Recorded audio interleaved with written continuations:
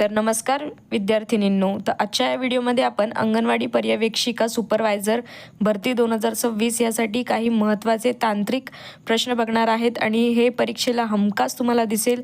2026मध्ये जो अंगणवाडीचा जो पेपर होणार आहे सुपरवायझर ICDS अंतर्गत एकात्मिक महिला व बालविकास यांच्या अंतर्गत ही परीक्षा होणार आहे आणि ही ऑनलाईन परीक्षा होणार आहे. कालच्या व्हिडिओमध्ये आपण सुरुवातीचे 10 प्रश्न बघितलेले आहेत आणि आजच्या व्हिडिओमध्ये पुढचे 10 बघूयात.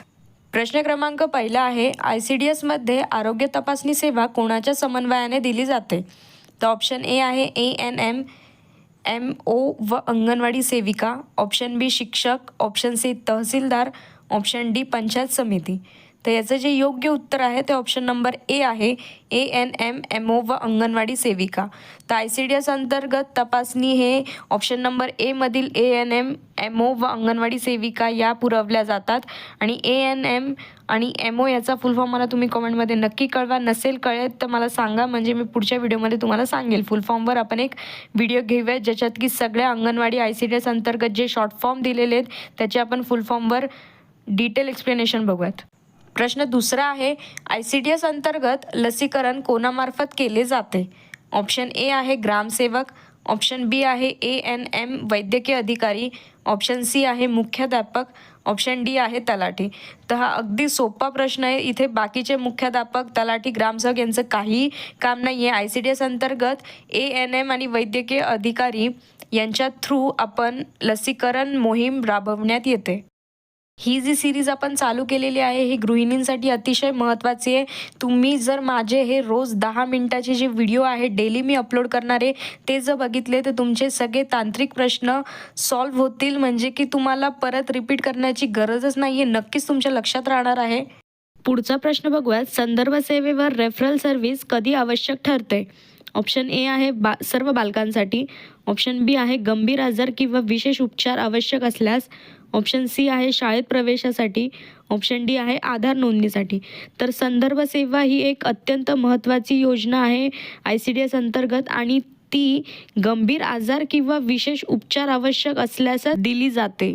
पुढचा प्रश्न बघूयात, तर ICDS मधील इथे AWW म्हणजे काय हे टाईप करायचं राहिलेलं आहे. तर AWWचा इथे आपल्याला फुल फॉर्म विचारलेला आहे आणि हा फुल फॉर्म तुम्हाला येणं फार गरजेचं आहे कारण की हे मेन आहे.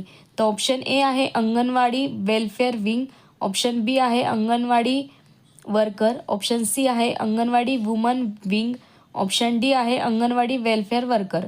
तर AWW याचा जो फुल फॉर्म आहे ते ऑप्शन नंबर डी याचं योग्य उत्तर आहे अंगणवाडी वेलफेअर वर्कर.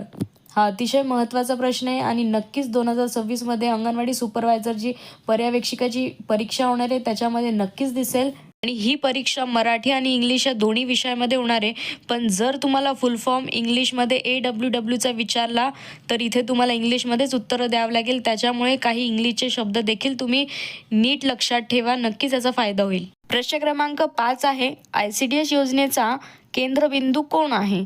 तर इथे आपल्याला सांगायचं आहे की ICDS अंतर्गत जी महिला एकात्मिक बालविकासची जी योजना आहे तर त्याच्या अंतर्गत ही कोणासाठी राबवली जाते? तर ऑप्शन ए आहे जिल्हाधिकारी, ऑप्शन बी आहे बालक व माता, ऑप्शन सी आहे शिक्षक, ऑप्शन डी आहे ग्रामपंचायत. अतिशय महत्त्वाचा प्रश्न आहे. ICDS ही योजना आपण ऑप्शन नंबर बी बालक व स्तनता माता यांच्यासाठी राबवली जाते.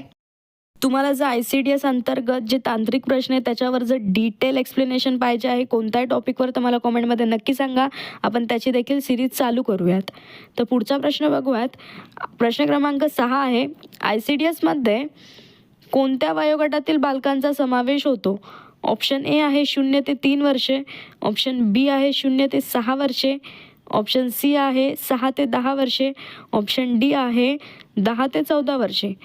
तर ICDS अंतर्गत कोणत्या बालकांचा समावेश? तर याचं जे योग्य उत्तर आहे ते ऑप्शन नंबर बी आहे 0 ते 6 वर्षे.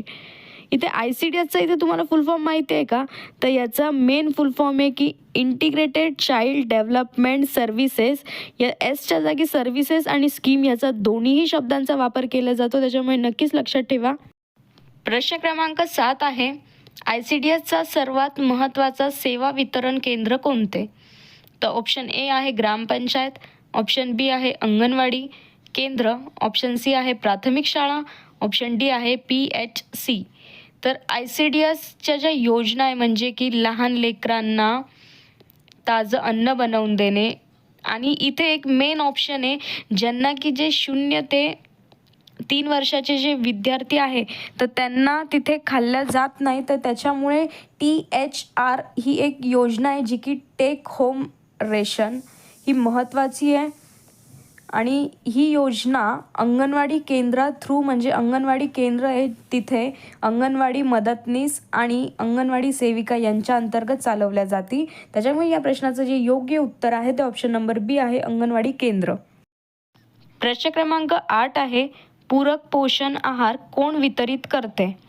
ऑप्शन ए आहे ANW, ऑप्शन बी आहे अंगणवाडी सेविका व मदतनीस, ऑप्शन सी आहे शिक्षक, ऑप्शन डी आहे आशा स्वयंसेविका. तर पूरक पोषण जो आहार आहे जो शिशु बालकांना म्हणजेच की 0 ते 3 वर्षाच्या बालकांना घरपोच दिला जातो तो कोण वितरित करतो? तर ऑब्व्हियसली याचं जे योग्य उत्तर आहे ते ऑप्शन नंबर बी आहे, अंगणवाडी सेविका व मदतनीस.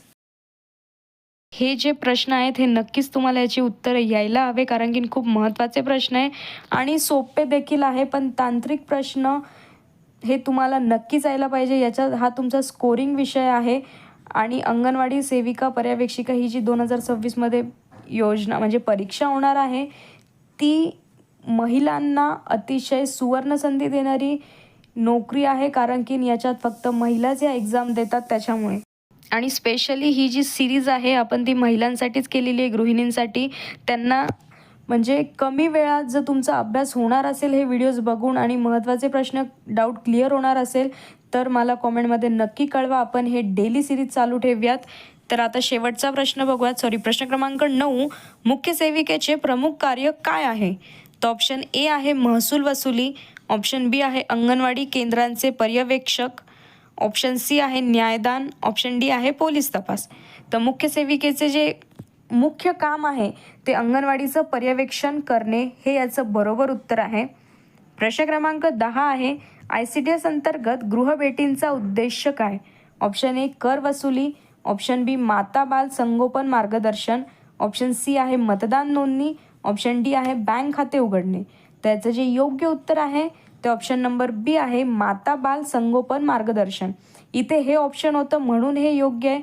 पण इथे अंगणवाडी सेविका हे गृहभेटींना तेव्हा देखील जातात जेव्हा एखादी गरोदर महिला ती घरी असेल तर तिला संगोपन करण्यासाठी. आणि दुसरी गोष्ट, अंगणवाडीचं जे प्रमोशन करावे लागतात महिलांसाठी त्या देखीलसाठी महिला गृहभेटींचा उद्देश आहे. पण इथे ऑप्शन नंबर बी हे योग्य उत्तर आहे, माता बाल संगोपन मार्गदर्शन यासाठी. तर अशाच प्रकारचे आणखी व्हिडिओ बघण्यासाठी आपल्या चॅनलला लाईक, शेअर आणि सबस्क्राईब करा. व्हिडिओ आवडला असेल तर चॅनलला फॉलो करायला विसरू नका. धन्यवाद.